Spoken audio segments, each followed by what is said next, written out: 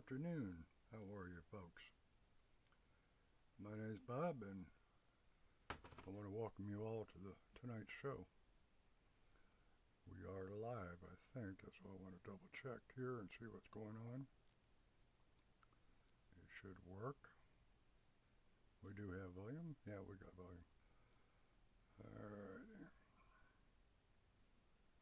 And let's see here. Let's take a walk over here and see what we got. Why is that not working? Oh, for crying out loud. Come on, darn it. What? I hear you squeaking down there.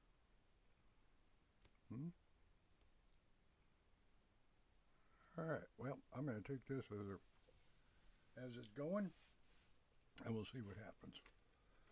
I don't have a video or a counter on here, and I apologize for that. Not that I ever pay attention to it. But I just want to, alright, let me see what we got here. I don't want that. Go away. Oh, for crying out loud. I just did this a little while ago, and now I can't figure out how to find it. View your channel, stupid.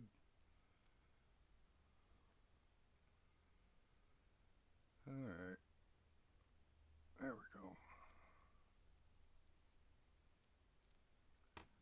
And we are live. I think. Anyway. Is that working?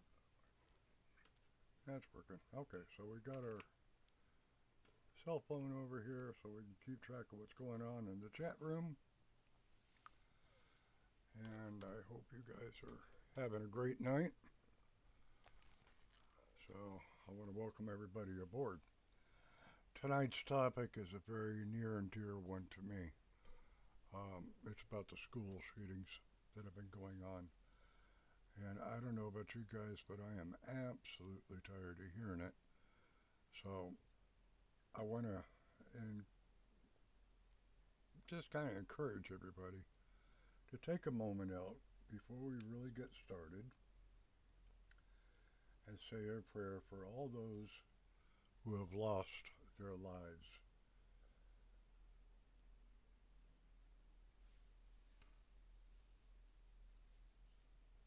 Amen. For those of you that own weapons, and sorry, my mat's got a big old dent there and I can't move. I want to ask you all something tonight, and it's pretty simple. Take a moment right now and be proactive as a parent or as a teen. Get with your mom and dad, whoever. If you own any type of weapon, long barrel, pistol, it doesn't matter, go check them and be sure that you have trigger locks in place. Then double check and double lock that gun by using a long braided cord gun lock. They're free at any police department, any sheriff's office. Walk in and ask them. They generally have them out in the foyer. What you're going to try to do is slow down any young child from utilizing your weapon. If your weapon can break down and you can pull out that barrel assembly, remove it. Absolutely remove it. And then clip it to the outside of the weapon with that lock. If you have a AR style or an M4 style, for those you know what that is, remove the bolt carrier assembly. Put your charging handle back in place, but remove that bolt carrier and secure it. If you can do that, you will stop 99% of the people getting shot. For those of you that have revolvers, unload it. Feed your cable through one of the cylinders, up and over the top of the rack, on the top where the cylinder would go in, loop it, and come back through a second cylinder and clip it shut. There is no way on God's earth that is going to be said it was a loaded weapon. Protect yourself. If you're in an emergency situation and you have to get to a weapon, and most of us have lock boxes, again, change that lock. You may not know they have a key. Most kids know how to break into them. If you have a thumb biometric, use the other thumb. Switch them out. If they're a code key, switch out your code numbers. What you're doing is trying to slow down your kids as much as you can. The last thing you need is somebody coming to you and saying your child has a gun at the playground or in school. Or worst case scenario, they just shot themselves or somebody else in the house. So protect you, protect your family. Alright, and with that, I want to welcome you all tonight. And I'm going to try to record this so we can play it later. Alright? Now, cross your fingers, this works. Gotta find this little thing first. Alright. Let's see if this works. Our top story tonight, the ongoing issue of school shootings in Michigan, a topic that has profoundly impacted our communities. And we'll look into the recent and past school shootings around us all.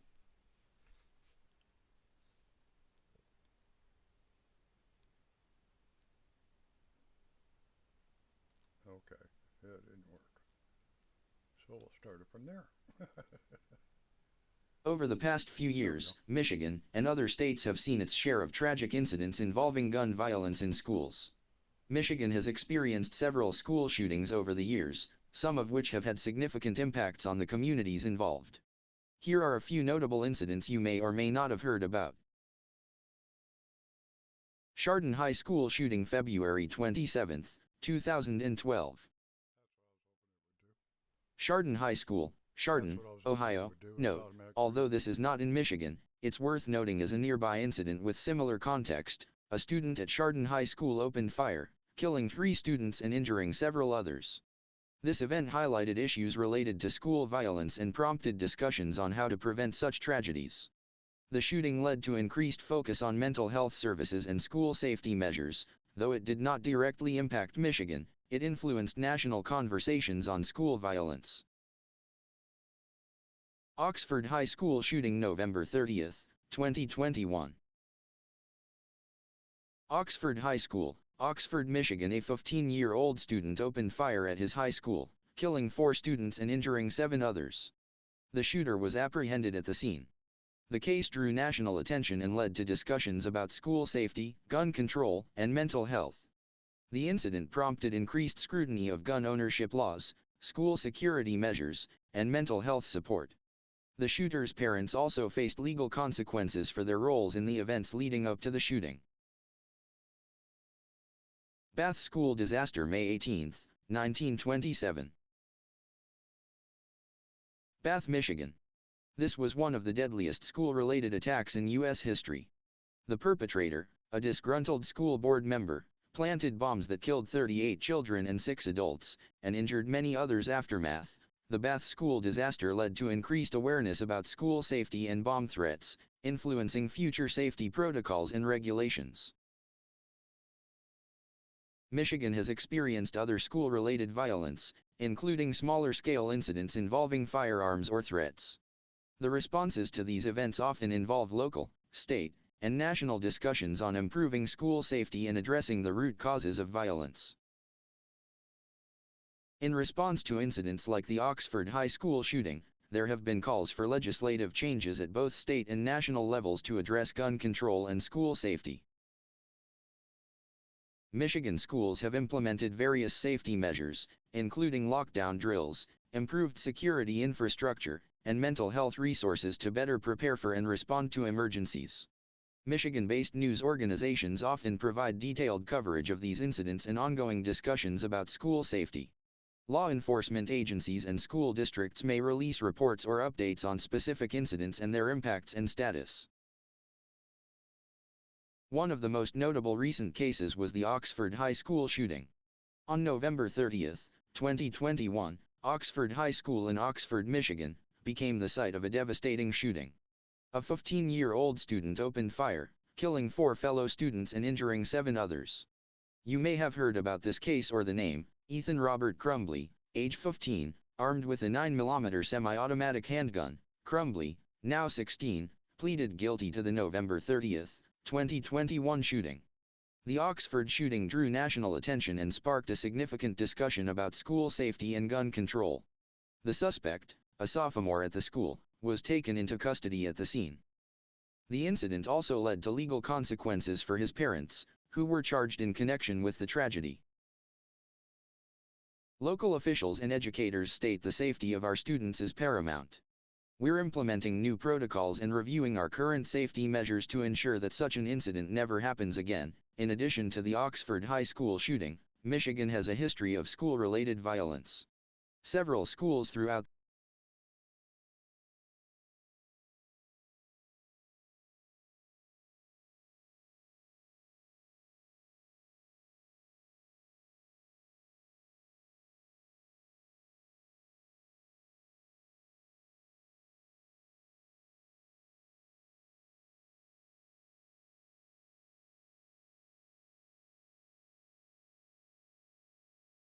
the Detroit area are plagued with fights and kids carrying weapons of various types on a daily basis. Despite these efforts, the conversation around gun control and mental health continues. Advocates argue that addressing these issues is crucial to preventing future tragedies. The sad truth is, it still continues to happen at many schools around us here in the suburbs. On September 27, 2023, 3 Lake Orion students were suspended from school and detectives will submit charges to the Oakland County Prosecutor's Office after the students allegedly discussed committing acts of violence at school. An Oakland County Sheriff's incident report stated, deputies went to a home in Orion Township at 4:29 p.m. September 13 for a report of a school threat after a group of 4 freshmen were involved in a discussion about what they would do if a school shooter came to Lake Orion High School. The sheriff's office said. That discussion then turned into what one student would do if they were the school shooter at Lake Orion High School, the report stated. Okay, the actual pronunciation is Orion High School. But for AI, you get what you get. One student in the group then told their parents, who took screenshots of the conversation and reported it to school administrators. Deputies met with the student who discussed what they would do if they were the shooter, along with his parents. The student admitted to making the threats but said it was, in a joking manner, the incident report stated. The family does have firearms in the residence, but they are secure in a safe and the student does not have access to the combination, according to the sheriff's office. School administration suspended the student until further notice.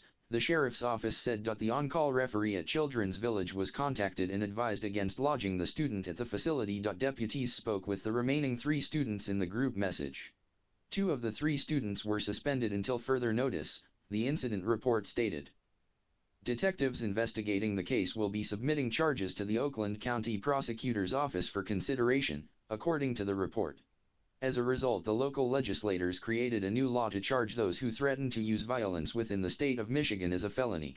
School threats spread fast throughout the state and neighboring states as well. The Oakland Press reported, 2 days ago, following a rash of online threats to schools and as charges were being issued Wednesday against 3 juveniles, Oakland County Sheriff. "I'ma shoot up the school tomorrow," South Leon student posted in a Discord message. Sheriff Bemones said there's an uptick in school threats in the county. Fox 2 said, Pontiac, Michigan kids went back to class only a few weeks ago and the Oakland County Sheriff is already fielding calls about students making threats of violence, a disturbing beginning to the school year. So far, the sheriff's office says it has investigated several incidents, including in Pontiac, Independence Township, Orion Township, and most recently in South Lyon. "It's numbing to think that people are still saying things," said Sheriff Michael Bouchard. "Even if they don't intend to carry it out, it's a crime and will be investigated and subject to any and all appropriate penalties." For a county already scarred by Michigan's worst mass shooting in 2021, reports of threats made towards students and schools take on an elevated sense of urgency. That includes a threat in a chat that someone was going to shoot up the school, prompting an investigation into the dialogue. Sheriff's deputies determined that while weapons were inside the home, they were not accessible to the individual. As they dug further, more messages containing threats were uncovered. Now, 3 16-year-old juveniles are in custody and have been charged. 2 will be arraigned with making a threat of terrorism while the third is charged with making an intentional threat to commit violence against a school. According to the Oakland County Prosecutor's Office, 10 students received the messages before they were brought to a teacher. An Oakland County judge removed from docket over derogatory language in leaked recordings. During the investigation into the Orion Township tip, police found the individual had written that despite being treated badly while in school, they were proud they never turned to violence. "It's gotta stop. People need to talk to their kids and they need to share information, which is the other key message I want to pass on," Bouchard said. "We don't know what's being posted or said often unless people share it." The sheriff convened a press conference Wednesday afternoon to remind people about the seriousness of making threats, real or not, as well as implore parents to keep an eye on if their child's behavior changes. The tips about threats to schools have come from a variety of places, including the OK2Say student safety program that allows individuals to anonymously report concerning statements. When police receive a tip, they work to track down the veracity of the statements and if the individual has access to weapons. In the aftermath of the Oxford High School shooting, Michigan was hit with a barrage of copycat threats from around the state. Some of those threats were traced all the way to England, where Bouchard said a man was prosecuted. Questions about the trend picking up again following a shooting in Georgia after a teen opened fire at a high school were posed on Wednesday. Bouchard didn't believe the latest threats correlated to last week's shooting. In another article, it said this about this same case. Following a rash of online threats to schools and as charges were being issued Wednesday against 3 juveniles, Oakland County Sheriff Michael Bouchard said he wanted parents across Metro Detroit to tell their children the following warning from police. "If you make a threat against a school, whether you intend to carry that out or just think it's a joke, in either category it's a crime. It will be investigated, and we will seek charges." Bouchard's warning came at a time when too many Americans across the nation have become resigned to hearing about threats to schools and violence at schools, he said. "Somehow, we have normalized thinking threatening thoughts or saying threatening things about schools," Bouchard said Wednesday. "But jokesters won't be laughing after they're charged with serious crimes for threatening schools," he said. Bouchard spoke at his headquarters in Pontiac, during a news conference about numerous threats or seeming threats that police investigated in just the first week of classes at most schools. As he spoke, 3 16-year-old boys from South Leon East High School were being arraigned following 3 separate social media posts they made on Sunday. After school on Monday, a student showed a teacher a screenshot of one post, which stated, "Guys, I'ma shoot up the school tomorrow." Investigators visited the student's home, determined who'd left the post and learned that 2 other students had joined in the group chat to post, "I'm going to blow up the school." At least 10 students saw the messages, according to the Oakland County Prosecutor's Office. 2 of the boys were charged with threats of terrorism, a 20-year felony. A third received the lesser charge of intentional threats to commit act of violence against school employee, or students, a 1-year misdemeanor. Posting such talk on social media is not a joke, and the charges we issued will ensure that these students face appropriate consequences, Oakland County Prosecutor Karen McDonald said in a news release. 2 of the students are being held in juvenile hall at Oakland County Children's Village. The third was released to his parents but is not allowed to leave home, use social media or have any contact with his school. The cases for 2 of the students will be assigned to court in Washtenaw County, as the students reside there. The third student lives in South Leon and is to appear in court on October 3. Bouchard recounted these other incidents in the last week. In Pontiac, at Pontiac Middle School, a 13-year-old boy told 2 other students that he would shoot them. He was removed from school, Bouchard said. Detectives found that the child's home had no firearms. The case is still under investigation, pending a threat assessment and virtual parent meeting. In Orion Township, an older person posted on social media about Lake Orion High School that, even though I was treated horribly in high school and middle school, I'm proud of myself for not getting revenge or terrorizing anyone. Investigators visited and told the person to stay away from schools, Bouchard said. In Independence Township, deputies received a tip of a possible school threat involving Clarkston Junior High School in Clarkston. Detectives identified a student who'd made a post, met with the student and parents at their home, and determined there was no credible threat. Still, they notified school administrators. And Bouchard thanked the tipster, saying, "Even when we don't find anything, police appreciate getting tips, because we don't know what's on social media unless people report their concerns." And Michigan is not alone. Here's one from Georgia. Suspect's father in Georgia shooting deaths charged, following example set in Michigan. The father of a 14-year-old boy accused of killing 4 people and injuring 9 others during a shooting rampage this week at a Georgia school was arrested and charged Thursday, becoming the latest example of prosecutors holding parents responsible for their children's actions.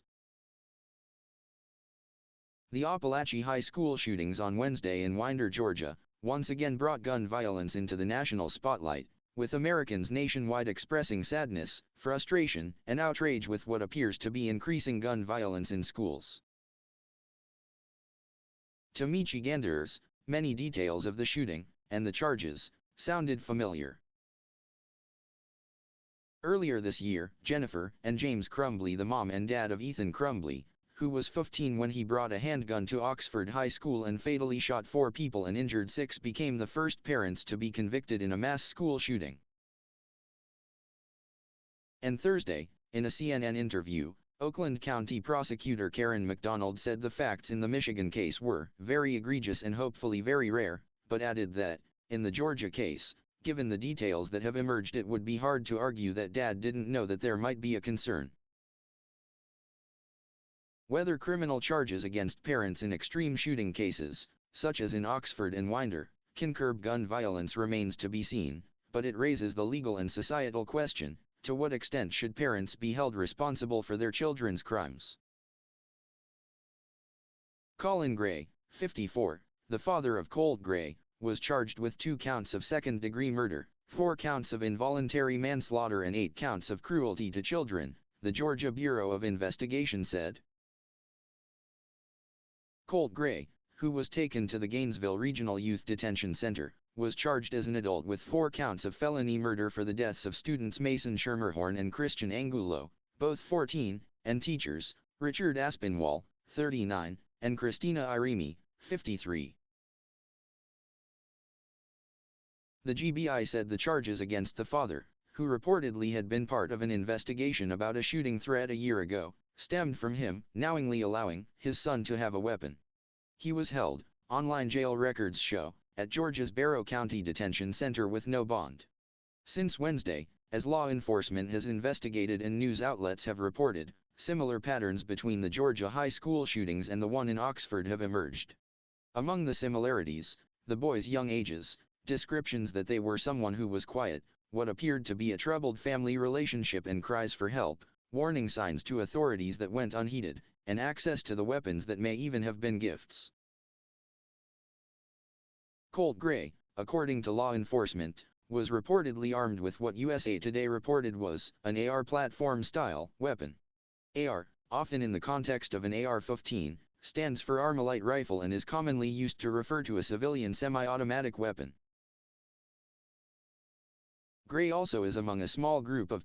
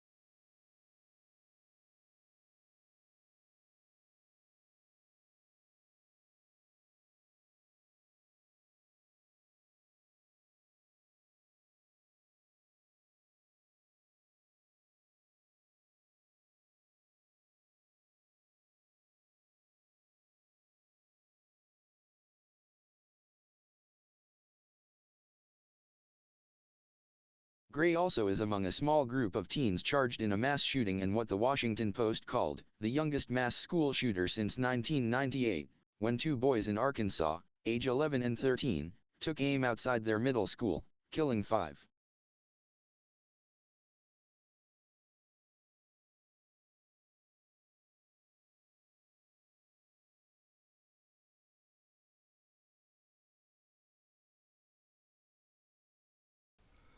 Peekaboo. Okay. Helps if you turn the darn thing on. Okay, for those of you, backtrack a little bit, that are unfamiliar with weapons, the AR platform, which stands for Armalite, not Army Rifle, although that's where they came from. Civilians and former military wanted that style. So Mattel Toys said, okay, we could sell it on the open market. With one exception. They cannot and will not and never will have automatic fire capability. Now you can get the kit and do it yourself if that's what you want to do. But if you do that and you get caught, man, you don't even want to know what that fine's going to be like. Not to mention every gun you own is going to be checked and probably confiscated for a red flag. You will never purchase another gun in your life. It's not worth the effort. But, you know, people do what stupid people do. They modify things. Can they fire rapid fire? There's tricks that make them go that way. They're not supposed to. The average individual who respects weapons knows better than to try to do something stupid like that. So I'm going to restart this from where we were and take off again. So, like I said, the AR is a single round semi-automatic long barrel rifle. Yeah, Gray also is among a small group of teens charged in a mass shooting in what the Washington Post called the youngest mass school shooter since 1998, when two boys in Arkansas, age 11 and 13, took aim outside their middle school, killing 5. CNN has reported, based on two unnamed law enforcement sources with direct knowledge of the investigation, that Colin Gray, who was divorced, told investigators that in December he had purchased the gun used in the killings as a holiday present for his son. Crumbley's gun, a Sig Sauer 9mm, was purchased by his father and, by one account, was a gift. Moreover, according to reports on the shooting in Georgia, there appears to have been some warning signs of the shooting, with the Federal Bureau of Investigation revealing it had received tips about online threats to shoot up a middle school. In addition, In various news reports, relatives and others who knew Colt Gray said he lived in a hostile, unstable environment, and seemed to be someone who needed help, but one person said, appeared to have fallen through the cracks. Efforts to use the legal system to force parents to take responsibility for the actions of their children's behavior is hardly new, according to an archived report by the Justice Department's Office of Juvenile Justice and Delinquency Prevention. The report highlighted a Michigan case from the mid-90s that received national media attention as an example of local and state efforts to fight youth crime by enacting laws that imposed liabilities on parents for the delinquent behavior of their children. In that case, a jury convicted Susan and Anthony Provenzino, of St. Clair Shores, of a misdemeanor, violating a city ordinance that required parents to exercise reasonable parental control over their children, who were not yet 18. The jury concluded the Provenzinos were responsible for the actions of their son, who the report called troubled and said was arrested in connection with burglary, drinking alcohol, and using and selling marijuana. The son also, the report said, had verbally and physically attacked his parents. The report, which tracked how the American legal system has held parents accountable for their children's misdeeds going back to the 1900s by imposing monetary penalties, noted that in the 90s, authorities were taking steps to hold parents criminally liable, particularly when related to firearms. But since then, as the ongoing policy debates about guns show, Americans have struggled to reach a consensus on what should be done to prevent gun violence. After Jennifer Crumbley's manslaughter conviction, Tim Carey, a law and police advisor at the Johns Hopkins Center for Gun Violence Solutions, talked about the implications of the case and the importance of laws that restrict child access to firearms. Carey suggested that there have not been more parent prosecutions because shootings are tragedies, and in many cases the suspects take their own lives. In many cases, he added, the facts aren't clear. In the Crumbley case, however, he said, they were, and convictions could help raise awareness. Increasingly, when it comes to the human cost of the emotional realities of the school shootings, even those who have been trained to be dispassionate professionals, find it hard not to feel and express something about them. Don Shanch, a retired Georgia journalist who lives about an hour away from Apalachee High School, for example, posted a link to an Associated Press report about the shooting on social media topped with a few of his own thoughts. The shootings, he said, weighed on him because it was close to him and very sad. One of his daughters teaches drama at a different Georgia high school, and his grandson also is a senior there. They both, he added, have been on his mind. This needs to stop, he wrote, repeating the sentence 3 times. We can stop it. When will we stop it? And in yet another one just released Sept 13th Friday. Threats circulating on TikTok forces closure of Macomb County School District in Michigan. An alert went out saying, Armada area schools will be closed Friday due to a threat circulating Thursday evening on TikTok that referenced Armada Middle School. We immediately contacted Michigan State Police, MSP, and turned the information over to them, said Armada Area Schools Superintendent Michael Musari, in a letter posted on the school's website. MSP is working jointly with the Federal Bureau of Investigations. At this time, they are not able to determine the origin of the threat. Law enforcement is continuing to work on this and needs additional time to determine if this is a credible or non-credible threat. As a result and for cautionary reasons, all schools were closed. Musara said the school safety team is working with all law enforcement partners and then offered his email to the district's families. On Monday, what school officials referred to as a technical error triggered an alarm that resulted in a morning lockdown Monday at Warren Mott High School in Warren, Michigan. An area high schooler airdropped the school threat to students' phones just 1 week into the school year. Police have dealt with what appeared to be a threat directed at a Wayne County school and executed a probe that tracked down the source. The school was placed on a lockdown Friday after an airdropped message was received by some students at Romulus High School on their cell phones. According to police, the message stated someone was trying to come shoot up the school. Police said the school resource officer was already on the grounds and additional officers arrived to ensure everyone's safety while an investigation into the anonymous threat was conducted. Although the origin of the message was determined, police offered no information on the teen. The threat was believed to have no credibility and police said students were not in danger. As the lockdown remained in place, classes continued, preventing a setback in the educational process. A strong police presence remained for the rest of the school day. Michigan laws are not playing around. Michigan law addresses school threats in several ways, including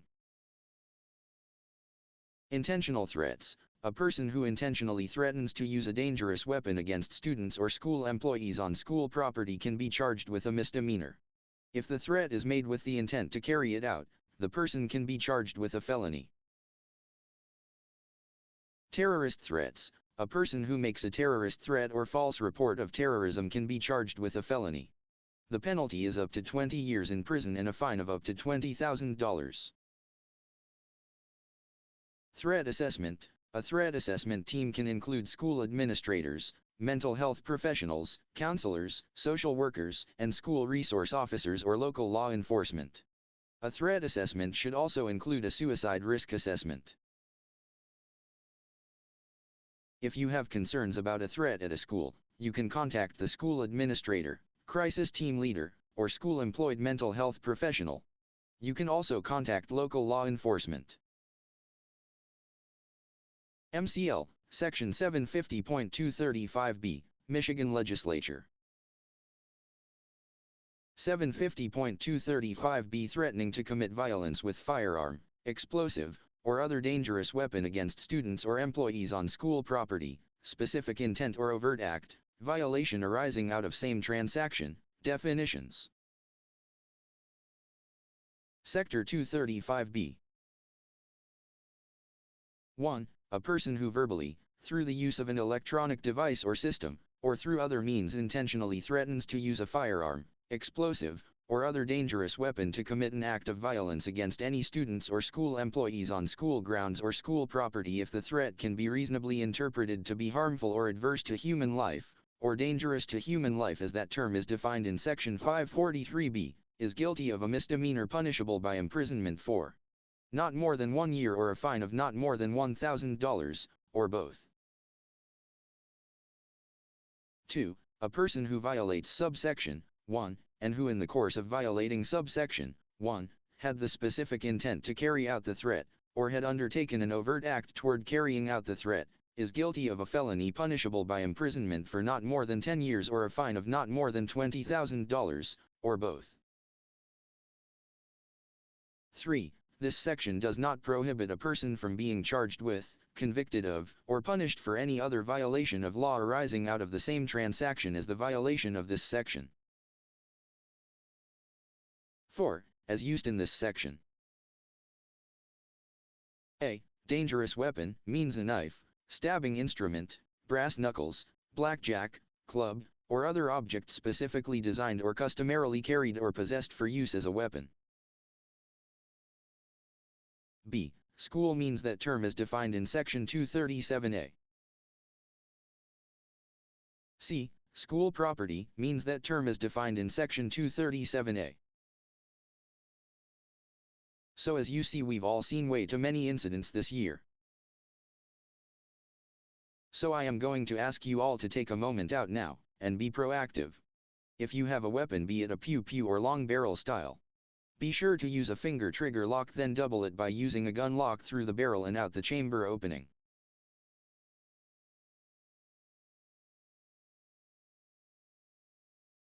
So, that was well worth the research, the effort to do it,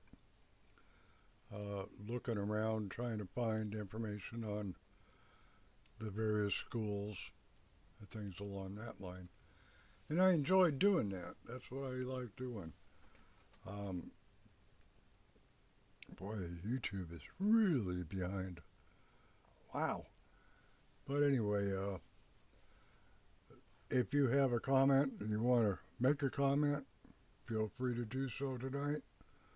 I will be here at midnight, And we'll play this again if you missed it. So not a big deal. And we can do an open panel night because I'm going to move this right over to StreamYard and see if we can't make that a little bit easier to work with for everybody. All right, guys, take care. I'll see you at midnight. Have a good one.